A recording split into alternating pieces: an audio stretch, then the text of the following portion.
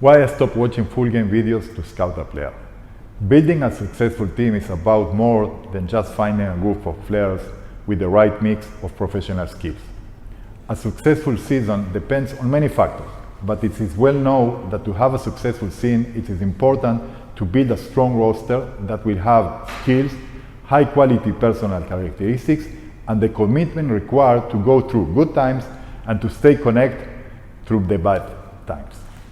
There are few coaches that can recruit and fit players according to their philosophy, but this happens mostly in high-level clubs with big budget. In this case, coaches have access to those high-level players, but most of the coaches have limited budget, and they need to find players that still haven't reached their potential and are still available for the salary that the club can afford. This is the essence of scouting, is to find those players. A mistake that coaches make is that they start scouting only during off the season, having to spend a lot of time watching many players' videos. That's also the way that I used to do until I developed my tools to help me make better evaluation of the players during this season. This enabled me to have my potential roster ready before the season. Watching video highlights is a good way to get first impression of a player, and it's the first thing coaches do when they evaluate a player. But video highlights can also manipulate players' style of game.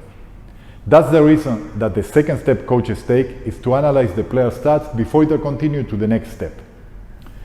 The next step will be to watch 2 or 3 full game videos of the player. This is important to see how the player behaves in different situations, like referee bad call or comment from their coach. It is also important to watch players when they are off the ball and not involved in the action. Now, imagine the amount of time that this process takes when you need to scout dozens of players.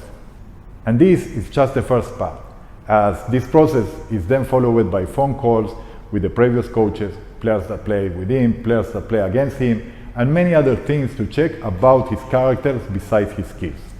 I was also used to watching full games until I developed a better and more efficient way to evaluate a player. I have a services that tags the minutes that the player was on the court and every event that he was involved during the game. Using these features allowed me to filter and watch just specific video clips, saving me tremendous amount of time. The great news is that these tools and services are available online and used by top coaches around the world to help them to build better roster and have a successful season. If you also want to make advantage and save valuable time and money, click the link below to get access.